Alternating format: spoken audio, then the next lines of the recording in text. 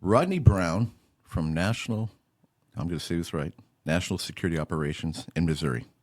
Mississippi. Why do I screw that up? And it's ops. It's ops. Say it again for the record. National Security Ops out of Mississippi. All right. Very good. Been in the business for 3 years now. 3 years. All right. You know what I like to do, and I do this with a lot of people, because you got a very interesting story, if you don't mind. Can we go back? People like to know, where'd you come from, right? Oh, yeah. I had a rough childhood coming up. It wasn't a bed of roses, for sure.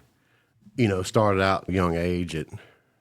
My mom was real violent. She was real violent and made it a rough childhood coming up.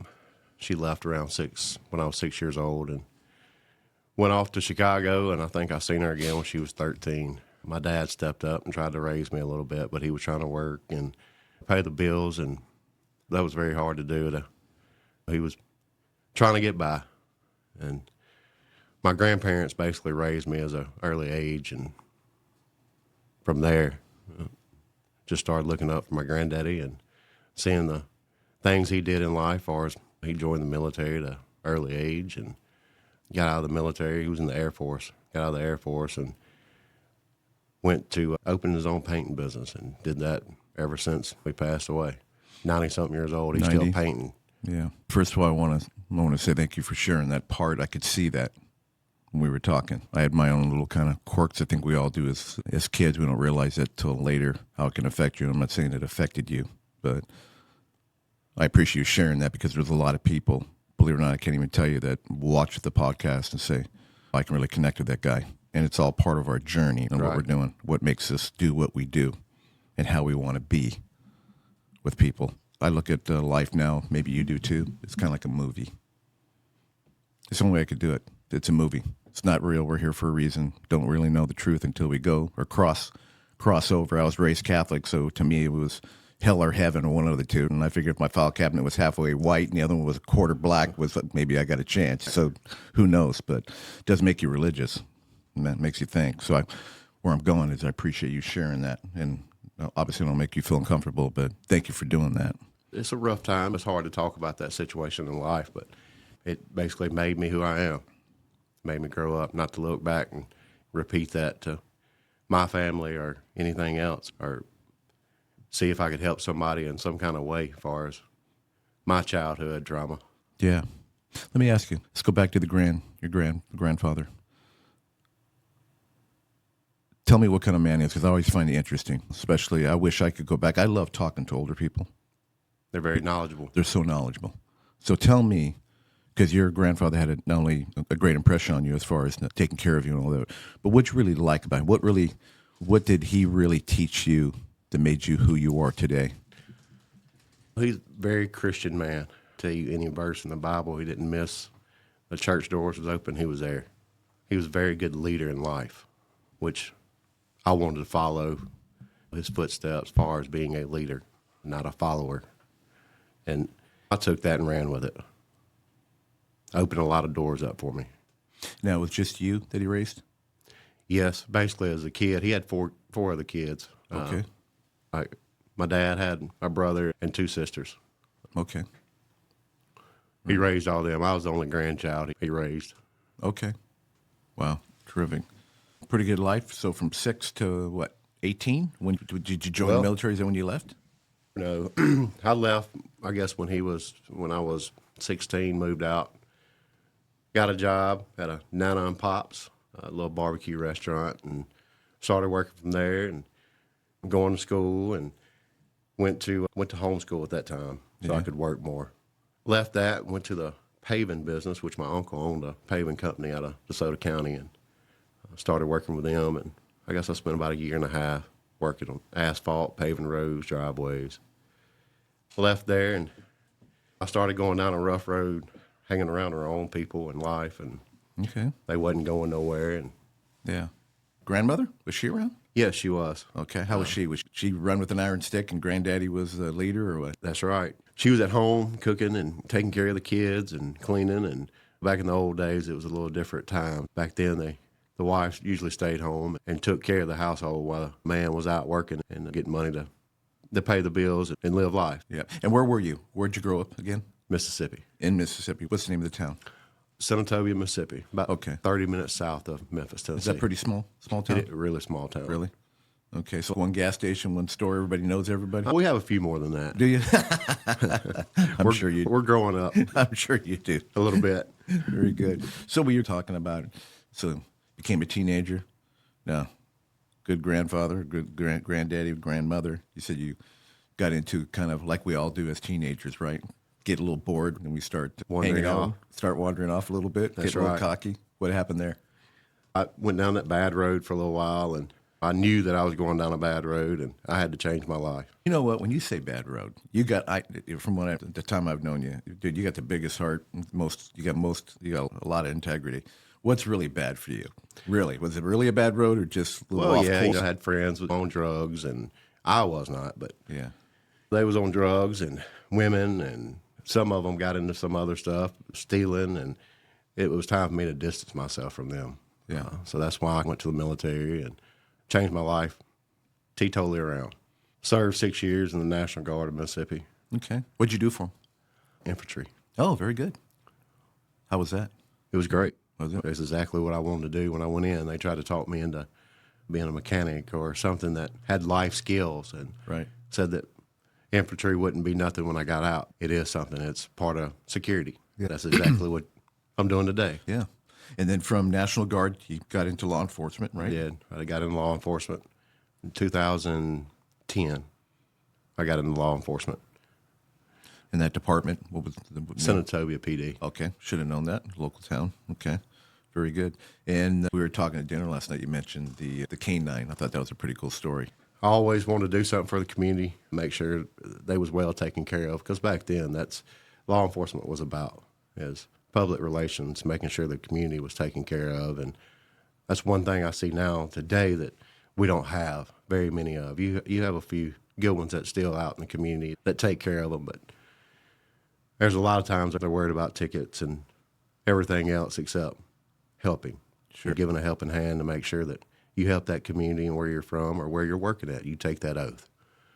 But yeah, I talked to the chief and I wanted to get a K9. Senatobia had never had a K9 before, and he told me no several times until one time he said, I tell you what, if you raise the money, we don't have the money to buy a K9, but if you raise the money, we'll get you a dog. So I went out in the community and started talking, and it wasn't 2 months. We had done raised over $10,000 to get a K9 for the city. So I went back to the chief and presented it to him, and he couldn't believe that I'd raised this much money in short time. But that's community talking. They knew that, hey, we needed a dog. We needed a K9 to serve the community. Sure. Because it's a tool. It is a tool for the community as far as helping people, finding people, getting the dope off the streets, and it's a deterrent in itself. Now, did you have to buy a car? Was that included like the car and the cage and the unit and then the care of the dog? Yeah, those dogs are not cheap. You do all the training? I did go through the training. Okay. Training, I think, was 5 weeks at that time.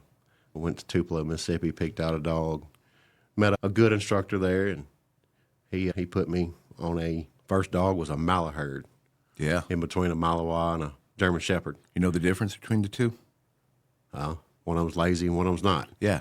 It's very interesting you say that because I noticed with the shepherds, in other words, like there's a bunch of chairs, right, for an example, and you got a suspect in the chairs, say a row of chairs, right? Shepherd will go in between the chairs and go get him and do the bite.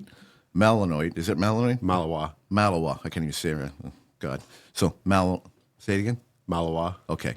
That dog goes right over the top of the chairs, straight shot. Oh, he's going to get them. Yeah, and they're super drive. aggressive. So, yeah, that's not a pet, you have to understand that dog needs to run. Right. Every day. But a fantastic dog.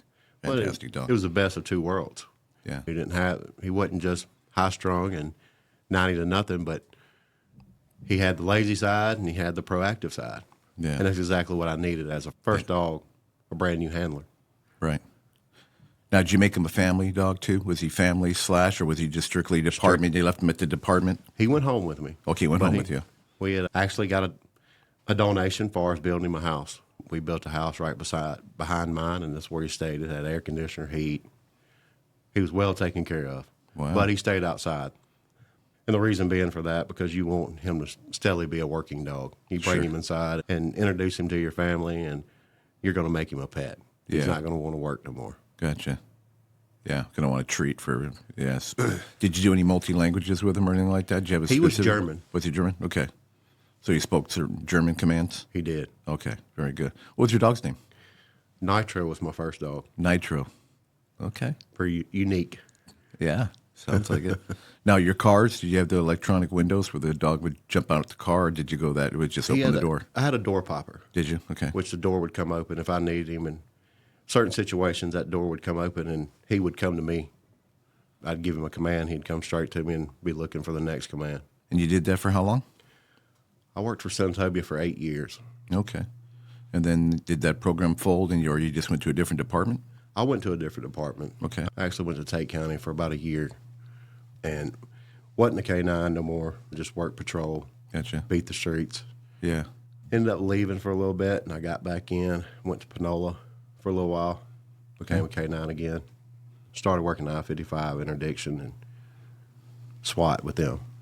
Yeah, there's no, those highways, man. They're dangerous, Yeah, very they're- dangerous. And how People many don't cars? realize it. How many cars? We talked about it last night. How many cars were you? Yeah, 2 or 3, you said, at the most? At Tate County, it was 2 on after midnight. You Yeah. know, one's working the east side, one's working the west side. Man. You need backup. It might be 30, 35 minutes away from you, Yeah. just depending on where you're at in the county. Yeah. That's dangerous, man. It's very dangerous. In this day and time, you've got to have backup Yeah. somewhere close. 30 minutes, that's a long time to wait to be fighting with somebody or on the ground or whatever. 5 minutes is too long to wait. Yeah, you're in trouble, for sure. I think they've got a new sheriff in Tate County, and he's getting a few more deputies on the road. But Panola, where I went to work out 55 interdiction, and they always had deputies. They had part-time deputies that came in to help out, just to give more deputies on the road Yeah. for the community. And that's what it's about, is serving that community. Yeah. Brother, you look great, man. You didn't get hurt, obviously. That's a good part. Got your peace Very of mind. fortunate. Had all the experience. And then from there, I got to ask you, here's a big question now. What made you get into security? And that's where we're going. It took all this to lead me to security. I had a buddy call me and said, hey, I need security. I'm going to open up these 3 warehouses, and I want you to come run my security. And that's what we did. We opened up a security company and got everything in line and was ready to go, and it fell through.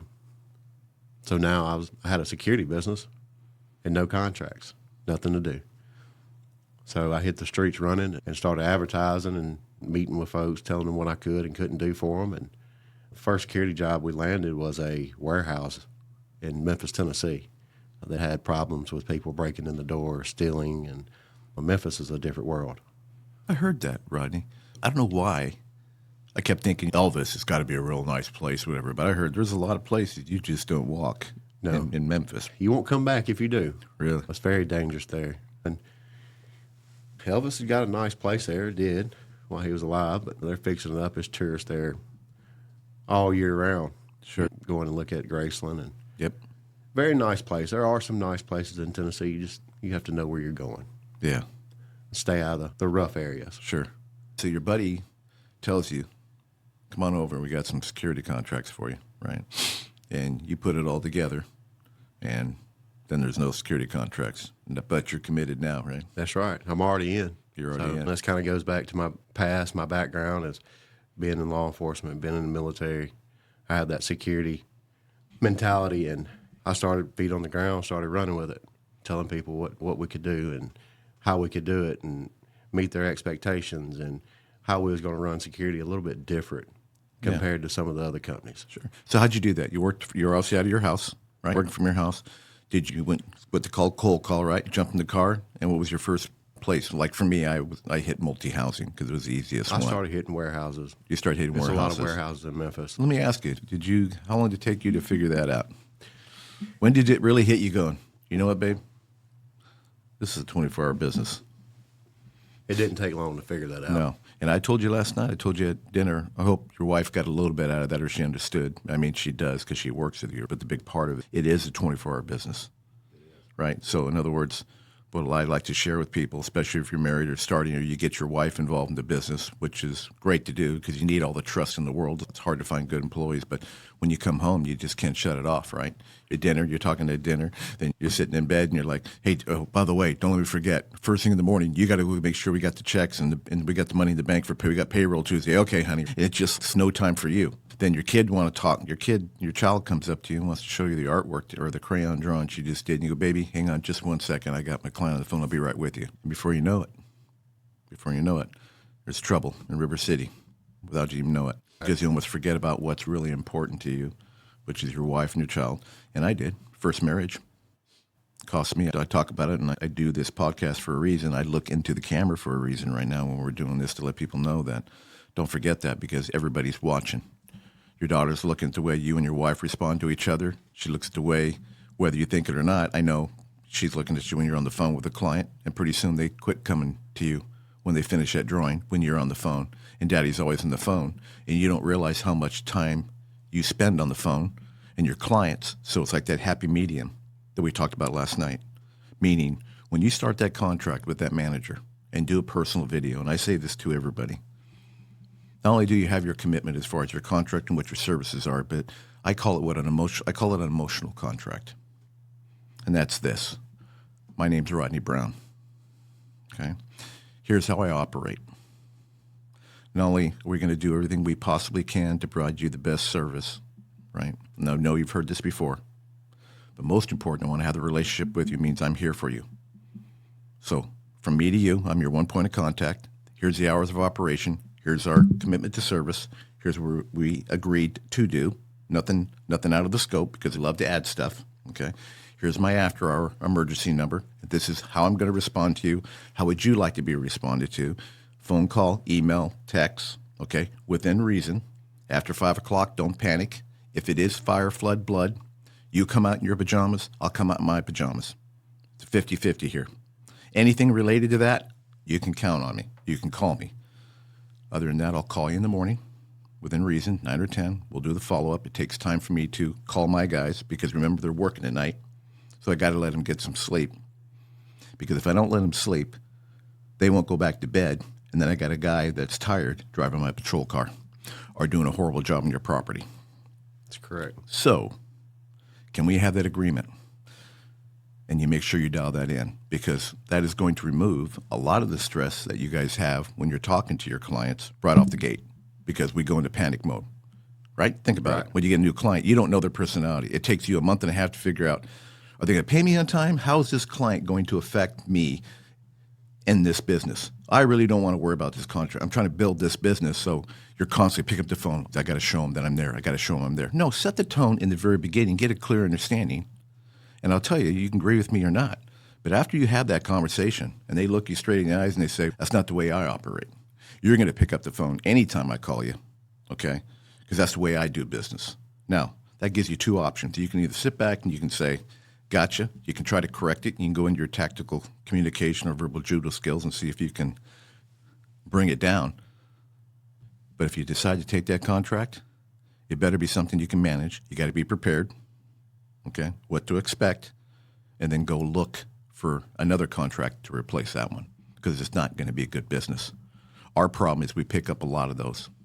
So we were kind of like, does that kind of make sense as far as that was my thing that helped me a lot. Maybe it helps others when they start a contract with managers. Make sure you set the rules because as you get bigger and you bring people into your operations or you have a salesperson that goes out and makes that contract setup and has that discussion with the manager, if she's not proactive, meaning they're rushed all the time, you're not the only vendor, right? So they're usually pretty quick. So there isn't like the old days, let's go for a property walk and spend some time because they're pretty discouraged with the security industry. They've got their mind set on what you're going to do for them, what you can't do for them, and they're pretty discouraged. So the biggest part they expect from you or their biggest concerns would be the amenities and keys and stuff like that. So they focus on that. Here's the stuff I want locked up. Here's the keys. Don't lose this. Call me. Here's the maintenance guy. Here's the operation manager. Here's animal control. Here's poison control. Give me your dispatch number. I need to put it out to the resident or the community. And then you're pretty much pushed out the door. And a lot of the operations people, and that happens, especially if people don't have experience, they're nervous. They want to get out. They got the contract signed. They just want to get started. But then that's when you miss something, all right? And it's always going to be your fault, depending on the manager. Hey, you forgot to lock up the third gym. I'm sorry, ma'am. I didn't know it was the third gym. I wouldn't even have keys from it. And it just starts from there. So it's really that call or when you're there. It sounds like we don't have time today to go through everything. I totally understand it. But most important, I need 15 to 20 minutes with you at minimum. All right? And you have to kind of set that with them before you come.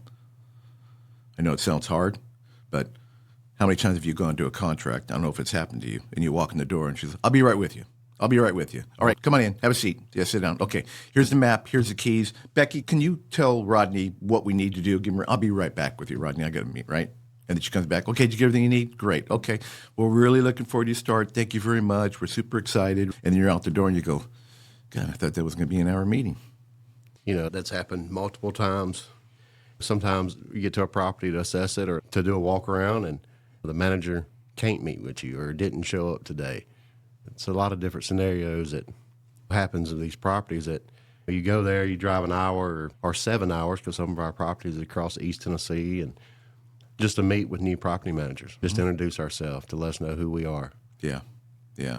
So some of those things, hopefully that sounds something, I'm hoping that helps some people out, something to think about when you're setting up sales or new contracts. But your properties, you're dealing primarily now are a lot of HUD, right? Correct. And that's a whole nother animal.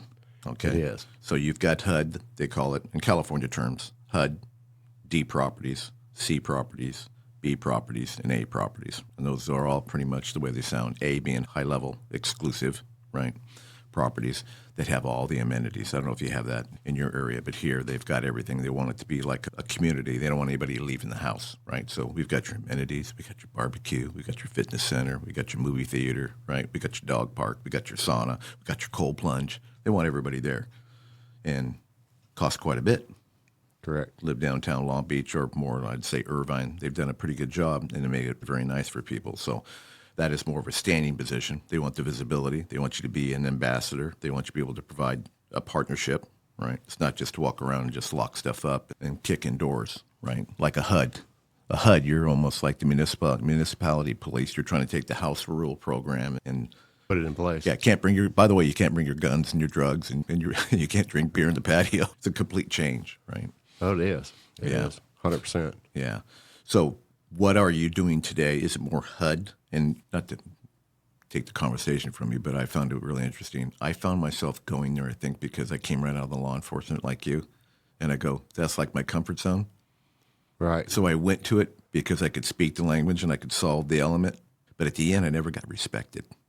It's like I cleaned it up. It was like an insurance policy. Oh, okay. I don't think I need life insurance anymore. Thank you. Yep. And then they would kick me to the curb or they wouldn't pay me on time. How's that working for you? Oh, we've ran into that several times. The first HUD properties I guess I got into was at Memphis, Tennessee. And with that company, the management company that was over all those was they didn't take care of the housing. They didn't take care of none of the maintenance of the buildings, even though we report assets on that property to make sure it's functioning correctly, the door shutting. They wouldn't come in and fix it. After a while, they quit paying us too. Put us in a bad predicament, along with giving us more properties in East Tennessee and North Carolina. And as we spread, they quit paying for Memphis because it's a different region. We're no longer with that company. It's pulling teeth. They're so big, it's hard to get your money from them. Rodney, this is a really good point. And for those watching, you guys got to be really careful. And we talked about this at dinner, right?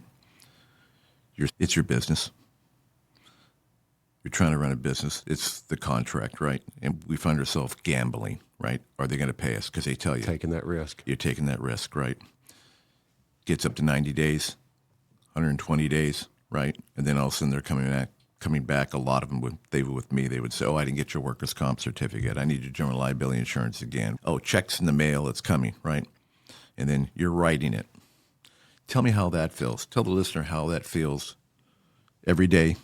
You move to a location to find out a mailbox location that delivers the mail at 7 o'clock so you don't have to stress till 5 when the guy comes, wonder if you're going to meet payroll because you were promised that paycheck. or you have to get them to put a tracking number on it so you can track it to make sure they actually mailed it. And then what do you worry about when they do that? They're going to get rid of me now, right? Because I'm asking for money for services that Right. I did for you. Now I have to worry about you, right? Because now I made you mad because I'm asking to be paid. The main thing is making sure the guys are paid because that's what's made my business. Have you had to shut down ever because of that? We have. As far as the company, no. We've had to shut down on some properties not to provide security no more because they won't pay their bills. So how did you do that for those that are listening right now? What was let's go back. How did you do it? How did you feel? You just called them up and said what? I tried to work with them because we want to provide the security there. When we go into a community or a property, we want to meet those expectations, but also we want to make sure that the residents, they feel safe. They are safe. We turn those properties around.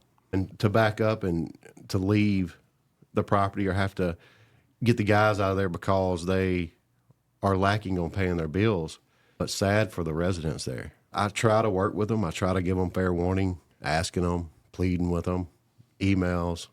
But when you don't get response back or they cut you off, then you have no choice. You can't run a business for free. Yeah. When the guys are going to be wanting to pay, they're going to be paid. That's the first line of contact with us is the guys on the ground. Yeah. So you got to take care of them. Yeah. First and foremost. Yeah, 100%. The other thing I can give my advice would be also is that when you go into a HUD or a large 400-unit community, a drive around the community, a drive around the property shows how proactive they are in regards to residents. Now, when it comes to HUD, they're collecting their money from somebody else, a small portion from the person inside the door. Most right? definitely. And if you have a ghetto landlord that's only reactive and not proactive, he's going to do the minimums because he doesn't care. He's getting paid. He's filling doors. So where I'm going, when you step up above HUD and you're doing these communities, do a good property walk. Look at the parking lot. Look at the cars that have the punched ignition, the punched trunks, and the parking, and the dirt underneath, and the fences that aren't repaired, and the graffiti. You ever hear of the broken window theory? Fill me in. Broken window theory, especially in the ghetto, was the elements would come into an area, location. In other words, if the area was mistreated, the windows were broken, it was graffiti, and then nobody responded, nobody took care of the element, it would hang out there because the idea is that nobody cares. This is a safe place for me to be because nobody here cares. I'll keep coming and doing what I'm doing. I will vandalize. I will steal. So the idea is when a community and or city area had graffiti, the abatement teams would go out. It was to take it down immediately because you're telling the element, as soon as you put your artwork up, we're there the next day, so you're wasting your time. Get my thing? So same thing with the broken window theory is the community-based policing to come in and take care of those areas, those locations, what they call community-based policing. You're targeting a specific area with usually a team, and the city pays extra because the cars, like in Los Angeles County, they had a contracted car for the city. So the city would say, these 2 cars are for the city of Carson, even though you have outside cities contracting with you. And then with that, they got the helicopter, the K-9 units, and the whole bit. So that's the kind of the theory with the broken window theory for the community. So I learned to figure out what is their vacancy factor, especially when apartments. HUD's different, but if they're sitting at 95.5, sitting at a full house, and you ask the manager, what's your churn?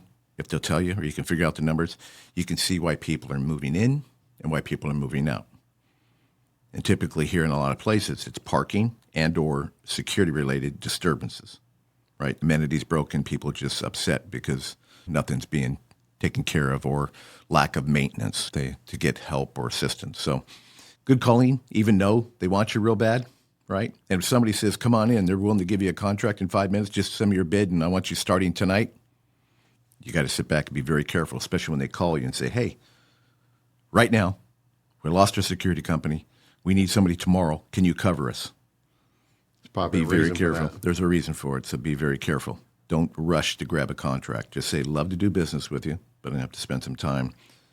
I need to come out to the property. If they're not willing to do that, they're not willing to pay you on time. Most definitely. And that's one thing we do is I personally assess every property we go to just so we can provide the right security at that property. Sure. Because every property is different. Yeah. I've been to properties right beside each other, and you provide that security there. Yeah. So you're more multi-housing right now, and you got a little bit of commercial? Yes. Okay. We have some student housing also. Okay. And you've been in business for about 3 years? Yes. Okay. How's your hiring going? You struggling with any kind of hiring? Sometimes certain parts. Okay. East Tennessee, I've got a supervisor there that does a really good job bringing folks in, good folks, as far as good backgrounds. We generally like to bring in law enforcement or military backgrounds. They have that security mentality. Sure. Compared to the rest of the guys. But there are also some good armed security guards out there that we bring in also to work with our team. All right. And it's more patrol type, come on the property, do your walks, lockups, stuff like that right now? Most properties are. We have a couple properties are stationary. Okay. Check in, check out. Very good. Make sure who's coming in. They're high rises. Gotcha. All right. Very good. And your future, what do you want to do in the future? What's your goal? I know we talked about it a little bit last night, but what's your I want to grow. I want to make sure that the team that we've got now, we can promote and move up with us and grow with us. Later on down the road, who knows what's going to happen, but as right now, we want to focus in growing and providing the best security at these properties we can. We don't want to grow too fast or too big. Like I said, it's me, operations manager, and then we'll have a couple supervisors on the east side of Tennessee. We want to make sure we give these properties their expectations and meet those. Sure. If you grow too big, too fast, you lack in those fields. Yeah. You stop giving them that attention. And just like you go back and said, this business is a 24-hour business. It's hard. Yeah. The phone's always ringing. Somebody's always calling. You want to make sure you take care of those. And to step back, what you said as far as taking care of them, myself, you always can put somebody in that place to render aid when needed. Sure. So when a client calls, I want to make sure that phone call's answered and whatever expectation they have or concern they have is dealt with immediately. Now, as far as you getting the pulse of your clients, how do you handle that, knowing where your clients sit? In other words, do you do weekly syncs with your team, bi-weekly syncs with your team, getting them together? Do you have somebody make contact with the manager on site when she's there? How do you what's your pulse? In other words, if we threw stuff on the whiteboard, how do you know where you sit with your clients? What's the best way? I like talking to them. I like getting together with them and getting their feedback. Okay. What we can do to improve or what we can do differently to meet their expectations. If they see something that we're doing that they don't want to see or they want to change it up, because change is always coming. Sure. So you yourself make those calls? I do. The supervisors we have, they keep in contact on a weekly basis with the client. And I keep a weekly basis, or if not every other day, with those supervisors with the feet on the ground. Yeah. And you're training with your ops managers? Obviously, they kind of shadow you and they know how you want things done. They do. They Okay. know my expectations. Yeah. Yeah. And I'm always one phone call away. Sure. You can always call and ask. If you don't know, check with me. Yeah. Let's see how we're gonna structure this and go with it. Absolutely. Absolutely. Communication is key. Yeah. We use apps and different things that we can communicate with each other, and everybody's on board. Everybody knows what's going on our property. That's even the guards on the ground. They get these communication texts, and they know, hey, they had a problem with a tenant or a visitor that came on board. So they already know. Yeah. If they see them again, it's there. Yeah. It ain't like, and I know you've been through this in law enforcement, where you didn't know what happened last night or what happened yesterday. Sure. There was no communication. There was no pass downs. Yeah. We've learned a lot coming up in law enforcement and what to do and not to do. Yeah. Brought it over to the security side. Yeah, for sure. If this helps you out too, when you're first starting out, 1 to 3, you don't have a bunch of contracts, It's not like you're carrying 200 or 300 contracts. So it's real important that you establish your communication base, right? So in other words, not only are you having your weekly syncs, but in those meetings, in other words, you got your folks sitting around the table. You got to make it productive. Everybody loves to come to a meeting with their bagels and cream cheese and coffee and act like I'm a supervisor/manager.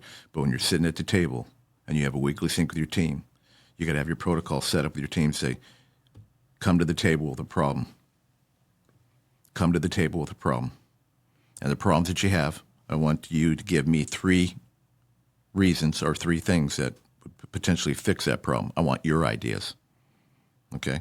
And everybody at the table that's sharing this, I want you to share. There's going to be a discussion. And I want to hear from you as an individual, no interruptions. And I want to hear from them. And then as a team, we collaborate on what do you think we could have done better? And then we're taking documentation. There's no excuse anymore. Gemini, get on a note field, talk, right? Communicate that, put in a note field. And you make your teams read that. And they come back the next week and you say, hey, at ABC property, we did this. How are things going? How are they progressing? What do we learn from this? Are we going to put this in our Bible? Are we going to put this in our penal code? We're going to make this part of our vehicle code? Vehicle code changes every year, doesn't it? It does. All right? The Bible doesn't. No. But the vehicle code does. Okay? So you got to make that your Bible. You follow me? That's your protocol. That's not going to change. This is what we do business. Because Rodney's not going to sleep when you get 200 clients or 300 clients. Don't and you can't be now. there.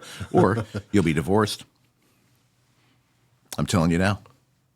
You've got to start establish why it's easy. Don't wait till it's a problem. It's funny how we look at clients and we say, they're not proactive. We love to be entrepreneurs, but it's all a problem. You should. Problems are good. If you're not having problems and things are going status quo and you're having a problem for a week, you're not involved in your business. Because don't tell me you can't call your supervisor and say, okay, tell me the truth. Really, what's the problem? What's really going on? Because it depends how you manage. Because if you manage in fear, they're not going to talk to you. And you know when you're going to know? When your client gives you a 30-day notice and you've been there and you say, why did I get this notice? I thought she was good. I did. I called her. She said everything was cool. And he's probably true. And you go, let me call her. Step aside. Let me call her. Step aside. Let me call him. Step aside. And pretty soon, you're the main guy. It may feel good, but if you can't get people to do what you're doing as you grow, you're not going to grow. And then the other side, people use as an excuse is, well, I don't want to train. Why do you suppose people don't want to train? Let me ask you that question. Just first thing comes to mind, why do they not want to train their people? Spend the time or the money to train a person that comes in their office. Sounds like you ain't got the right person there. Money. I'm not going to invest in that guy. He's probably going to leave me. Why would I spend my time to train him, give him my expertise to go have him open his own security company and go work my competitor? That's going to happen either way. Most definitely. We've Right. already had that happen. Right. So it's like that thing I told you yesterday that we were watching. What was that video? I'm going to play this and hold this, and I want you guys to listen. This is really extremely valuable. This came from, this is really a good clip. Listen to this. This is really valuable. Warren Buffett, who I like to tell people is my grandfather, says that you're only looking for 3 qualities in people: enthusiasm, intelligence, and integrity. And he says if they don't have the third one, the first 2 are very malicious. And I couldn't agree more. I think integrity is the only one that matters. Sense of humor definitely helps. So, Yeah, that's Makes what sense? I tell every one of my guys. Be straight up with us. yeah, Don't sugarcoat the truth. Tell us. Don't. we could tell them. That's right. We can tell them. But if they don't understand it, then we have to what? Teach them. That's a culture built, especially when you come in the office because you're their first point of contact. When you're in the office and you're standing around them and a client calls, you go tell the client I'm not here. Tell them I'll call them back. They're looking at that. Get it? They're Right. looking at you. What do they just learn? Tell the client I'll call them back. They follow those footsteps. You get where I'm going. So the important thing I'm saying is that you want to establish what your good contracts are going to be and who your good clients are going to be. Where do you really want to do business? What you're learning right now is HUD is a pain in the ass. HUD doesn't pay well. I'm trapped. I've got a stepchild, but I adopted him, okay? I got to feed him. I got to wait till he's 18, he grows up. That's your contract. You don't want HUD the rest of your life. You'd love to get out of that, wouldn't you? I would. I Yeah, would. sure. But on the other side, I do making a difference at these communities. And Yeah. but you can look at the statistics from the PDs or the sheriff's department in these communities or where we're doing security at these properties, and you can see what we've done to come in and change. And not only the staff, the owners, very appreciative, Sure. most of them, Yeah. the ones that pay, Yeah. but the residents, the ones that really need that help, Yeah. are there for the right reason. Sure. You make them a safe living. They can lay their head down at night. They're not having to worry about bullets flying through the windows or somebody kicking their door in and taking everything they've achieved or got, trying to move out of there and get a better place to live and raise their family. That what we bring to those properties are very overwhelming and grateful for me. So that was beautiful. So where should that be? A video in the very front of your sales presentation. That's your opening line. But most important at the end of that is, so pay me on time, because this is what we do. Because if you don't, we can't be there. You can't be there, and you can be a bleeding heart. You got a great heart, you got great integrity, but a lot of people don't think like you. It's a dog-eat-dog world. They're not even paying police. They're defunding the police. They're handcuffing everybody. And the bad part, your clients look at you now, hey, can you help us? And they're asking you to do more things like the police, which we're not in a position to do because we're not peace officers sworn by the state of California. We're walking, talking burglar alarms. We're visibility. We're supposed to be a deterrent. And I get where you're going, especially when you're law enforcement. You want to go more. You want to help those people. It feels good, makes you feel good. But your team has to feel good. But at the same time, your team has to be damn safe when they're walking the property. And you got to be very careful how you teach them to walk ahead because they don't have your experience. They want to have your experience. They love who you are. They want to be like you. And in other words, you got to make sure they don't go too far themselves outside of the scope of work because the managers and them will put that on them when they're walking around. So again, it's all part of the training. You follow our Bible. Doesn't matter what the clients say. You call me. So there's a bunch there is where I'm going. Okay. We've dealt with that as far as managers, property managers coming down to the guard saying, hey, we need you to do this or need you to do that. There's no contacting us, letting us know what they want to change, or it crumbles when they do that because now you're telling one guard to do something different than the other guards don't know when they get there. Yeah. There's no communication. There's going to be problems. Yeah, that happens. That's the way they communicate because that's what they do with the other vendors. And we have to learn how to adjust to that, and that's what we do. And what's that? In the very beginning, right? Yep. Say, here's the protocol. So don't be surprised when I say, no, we couldn't do that. Remember, Becky? We sat down. We talked about it. Here's the rules. Here's the email, right? Here's my Gemini document. I said specifically, love to help you. I'm all there for you, but you got to go to the protocol. Because if you tell Andy, Andy's going to tell Barry, Barry's going to tell Gary, we're in the telephone game, and by the time we get there, it was a lockup, and the other guy took it and just shut the gate. And then all right? Becky turned in a I want to make sure it gets done correctly. It's not that we don't want to do it. It's not that I want to bill you or keep billing you. It's that I have to have a good line of communication. And when you are breaking in the middle, all right, it ruins team concept here. So one point of contact, this is where you go. If you have issues, don't talk to this, not issues. If you have any changes, this is where you go. This is my email. This is how you do it. And then I will do weekly check-ins. Is there anything you need? Send that. Because that gets into my weekly meetings, and that's where it's discussed. It's not out in the field. Otherwise, we're gonna miss something. Okay, so please understand.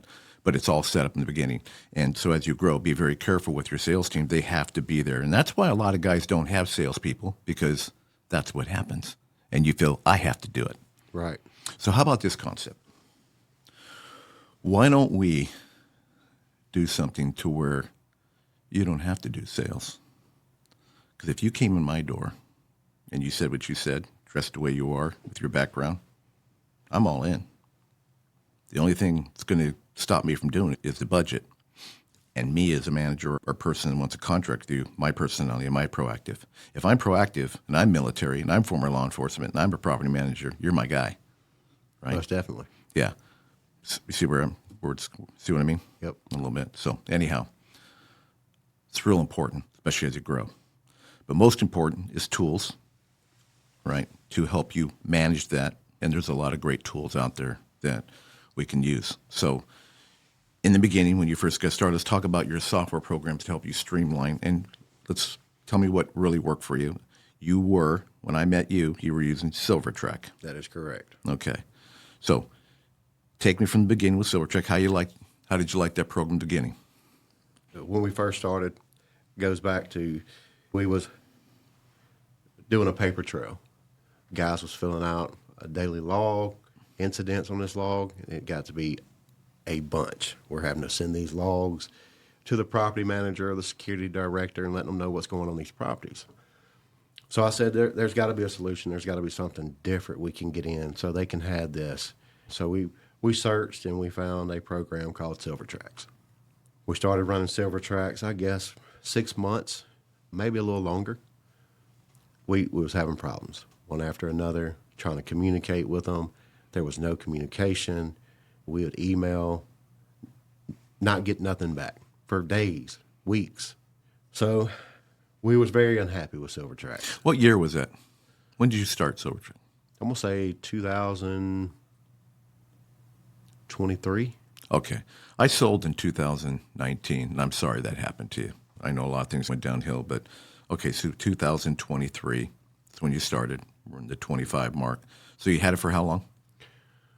I had it for about 6 months, a little bit longer maybe. Okay. They kept on calling me because they would never talk to us about silver tracks. It was basically outdated to them. They kept trying to get us on a new program they had with Track Force. That's not the route that I wanted to take. If you won't communicate with me or you won't fix the problems we have right now, then we're not going to switch to some other program that you have that you're trying to put on us. We're not going to do it. I received a call from you talking about Vision InSites and what it was about. And we ran with it. You made some good, interesting conversations that day and telling us about what it could do for us. And we ran with it. Ever since then, it has been great. Just the other day, I had to call y'all about an incident that one of my guys did. They went in and was trying to fix it and threw a flag in it, and it threw a flag in the whole system. But communication was key because I called you, you responded right then, and got the issue fixed. Now we're moving on, we're ginning.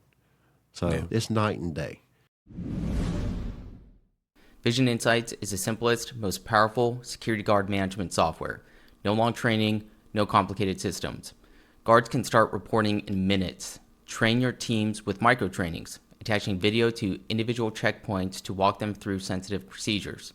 Submit accurate reports every time with dynamic observations that automatically rewrite, categorize, and prioritize, removing human error. And grow your business with daily, monthly, and quarterly insights, the most advanced reports available today. Vision InSites, the simplest, most powerful way to report. Yeah. Yeah, it's very important. Our teams, other partners, everybody's very skilled, came from the industry, including the support teams. So when you have a security company and you're on site, we've all been there, right? And if it's when it's a new contract and the guard is calling, ask for support because he has an issue, doesn't matter what it is, the idea, here's what we're thinking. Not only are we going to fix the phone or whatever the issues are, and here's just for the record, okay, maybe you're tech savvy or not. If you're having a problem, everybody always thinks it's a major problem. But rest assured this, if you're having a major problem, so is everybody else. Software doesn't work that way, right? It's only going to affect you. So chances are, most of the time,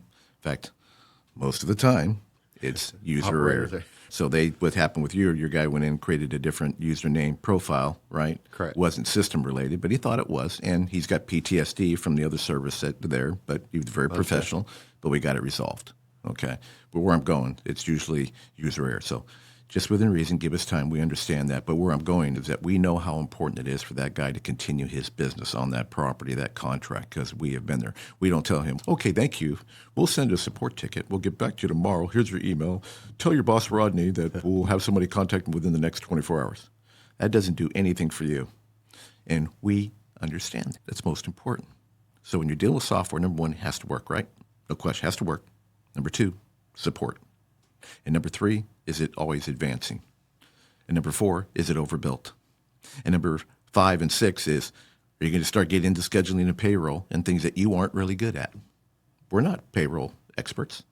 Not at all. No. Wasn't an expert when I got in here. Still ain't an expert. Yeah, no, we're not payroll experts. So the idea is we do what we do very well, and that's industry expertise in security, parking, maintenance, not only in the security industry, but clients. Because I personally dealt with them for 16 years. My other partners, same thing. They ran security companies, and then we have obviously our great tech team, especially with AI. That's what sets y'all apart. My background is security.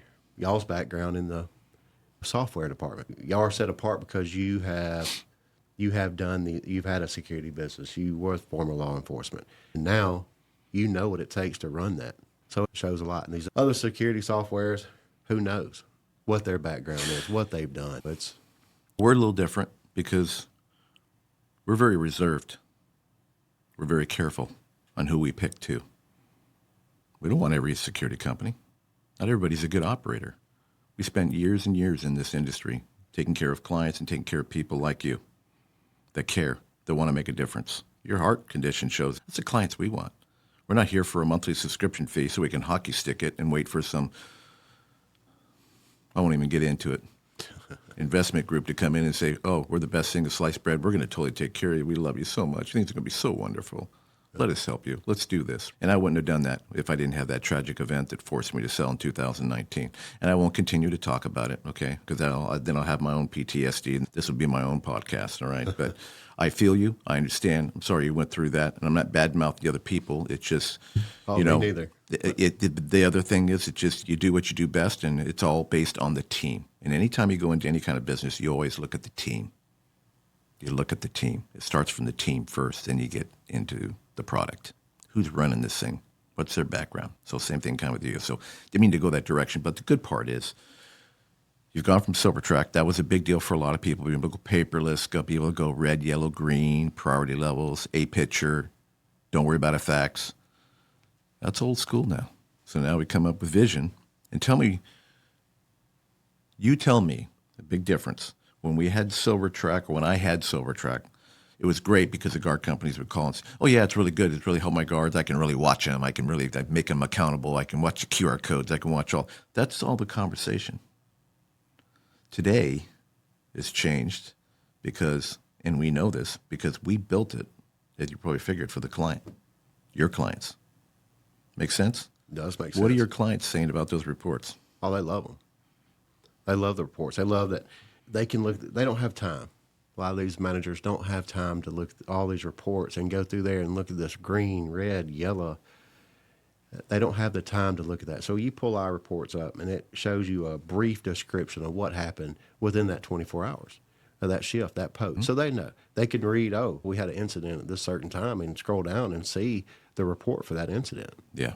They don't have to go through there looking or searching for those reports or seeing on a daily activity. Yeah. It makes it a lot easier, their life a lot easier to be able to see this. Yeah. And it's no secret. There are some clients that are really proactive, and they're going to look every day because they're proactive. But the only reason they're proactive and the only reason why they're looking at the reports is because they are proactive. But if the information is shitty, excuse my language, they're going to quit looking. All right? Then it's just a matter of time. You're going to go away. You just become, okay, they're doing the job. I don't really have a choice. There isn't a big selection out there. You're a marketing tool for them in reality. It's all you really are. You're a marketing tool.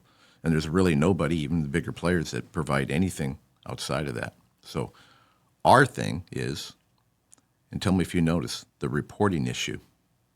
You notice that? The chapter of a book. Yep. We're telling a story. Every time your officer hits that plus button, which is so easy to use, boom, talk, picture, video, done. Yep. Multilanguage, Spanish, They don't doesn't have matter. to go through many steps to get to that, to report that incident. Okay. It's very few steps. Okay, easy for them, right? No, reduced training, right? It does. Don't have to worry about a login. I forgot. It's an excuse. Anything that a guard can say is an excuse. Have we eliminated that? We have. Okay, so we didn't jump back into the game to go, oh, let's just come up with another solution because we have expertise. No, we all sat at the table as we'll call ourselves a Ford Motor Company that's jumped to the Lamborghini thing. We're saying we're building a race car, and what else are we going to add to this race car to cut our time by 5 seconds?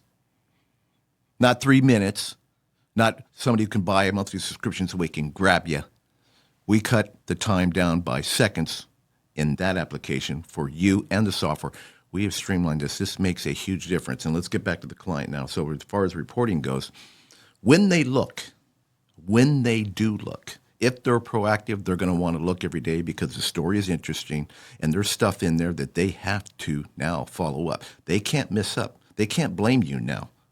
Before? That's right. It's not a bullshit report that says other. I'm sorry, Bob. I didn't have a chance to look at it. I know you're the regional manager. I look at it said other there, and I saw one picture, but behind the other pictures on SilverTrack, those were the good ones, but I didn't have time to log in and look at that report. We have it on the carousel. It's all right there in front of them now. It's black and white. The narrative is beautiful. They can say whatever they want. And it's multi-language, as we mentioned. So yes. What are we doing? We're putting it right in front of them. And now we made it so easy to say, here's the entire day. You don't have to flip through all of it. Just read the insight report. Read the Reader's Digest. And it basically says, hey, Bob, don't worry about it. We had a good day. Oh, but Apartment A was a pain in the butt, blah, blah, blah, right? And they go, great. And then if you want to enjoy it and read it, great, it's there. But the critical part, and you guys need to, this is really important. When that client sits down at a meeting, in which they will say, bring your reports, bring your security reports, bring the maintenance reports, bring the yardie reports, we're going to have a meeting.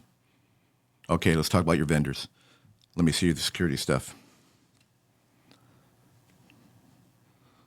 How long have these guys been doing this?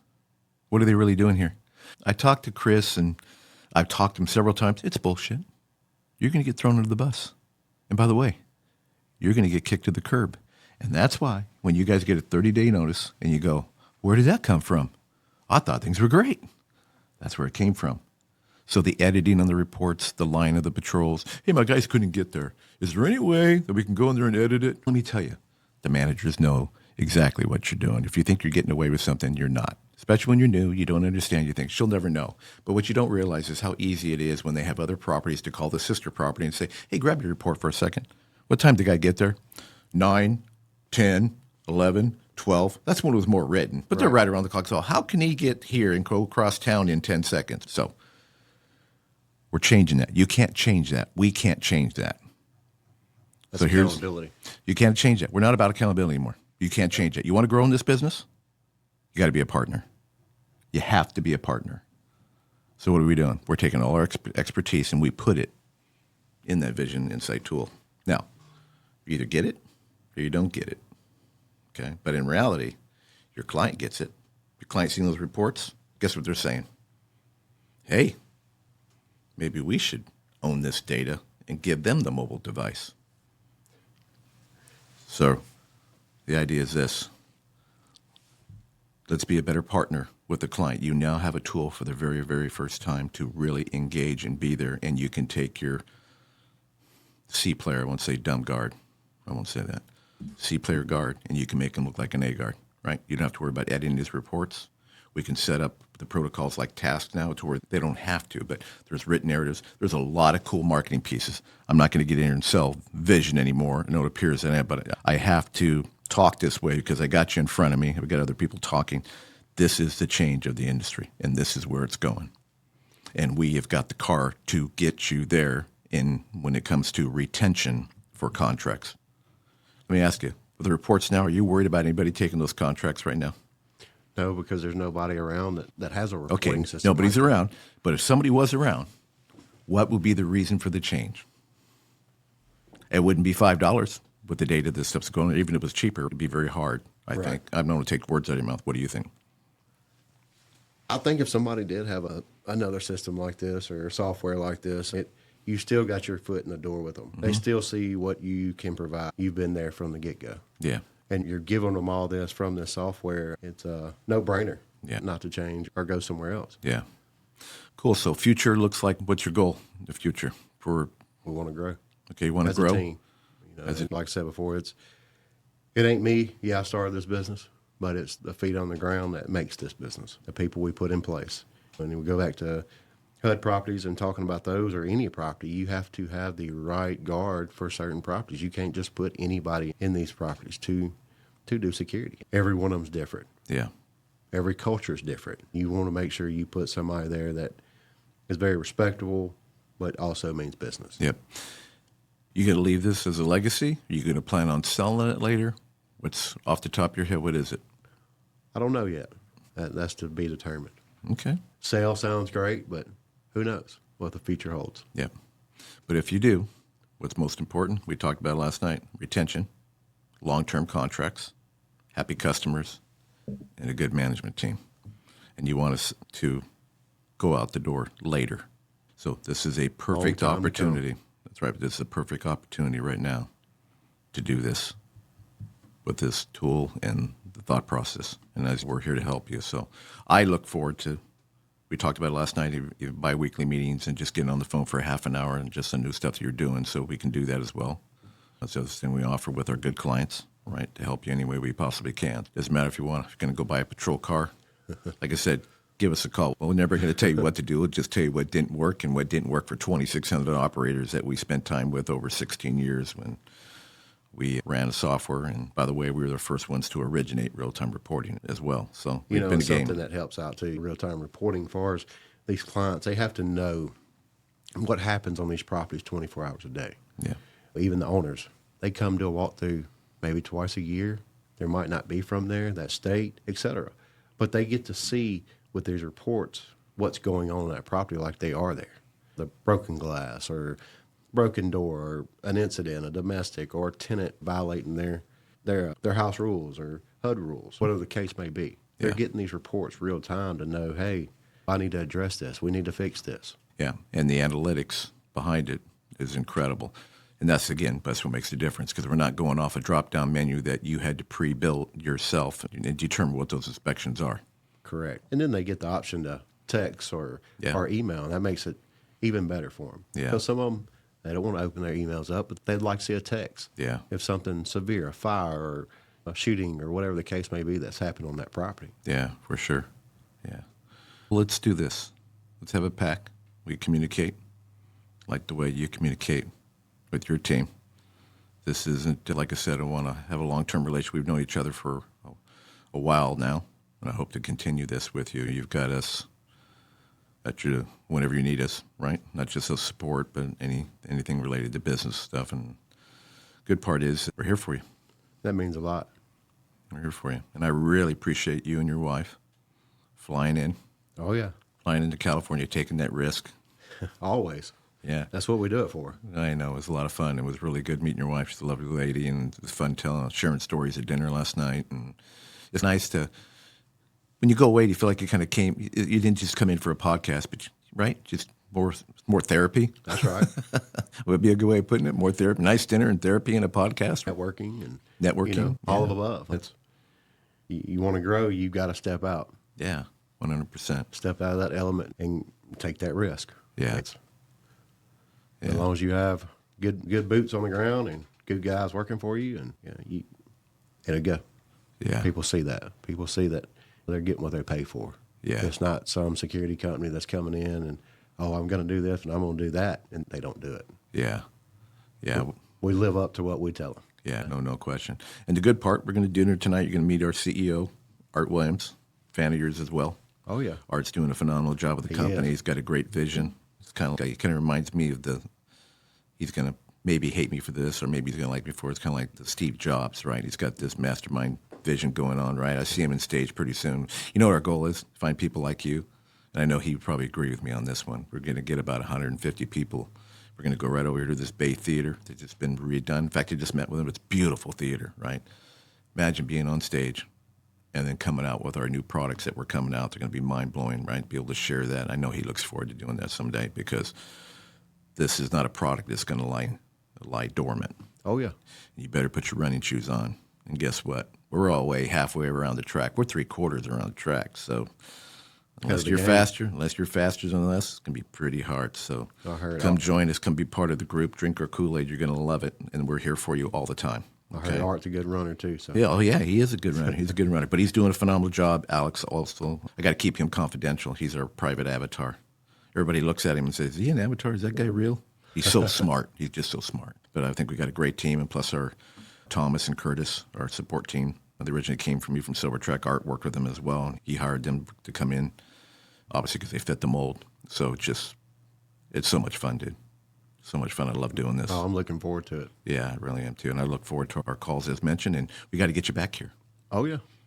I'd like to come back sometime. Yeah, we'll get you out of Long Beach. So we'll get you out of Rainbow Harbor. Right? Yeah, keep you safe. I should have listened the first time. No, that's all right. We live and learn, don't we? Yeah, we do. Sometimes the hard way. Every day. And that's one thing. Problems are good. There's always changes. So when there's a bad day, all it can do is go up. That's right. All right. It'll get better. Yeah, it's going to get better. Okay. Go back to the 100-acre. Get on that horse. I want to see your daughter in that rodeo. Oh, yeah. Okay. I want to see that barrel race. Oh, she's cute as hell, and what she was doing on that rodeo. Give me your daughter's name again. Addie, I'm watching you, and I saw you barrel race. It was incredible. It was really cool. I'm very impressed. Keep that up. You're doing a great job, and you need to come out to my place in Texas when you get a chance. I don't ride horses. I don't know how to ride a horse. I'm scared of them, so I don't know how you do it. But your poor daddy watching you riding the horse, I know his heart shrinks every time. Yeah. Scares going through the alleyway and watching her, but she's doing it because she loves it. Yeah. All you can do is support that. Yeah.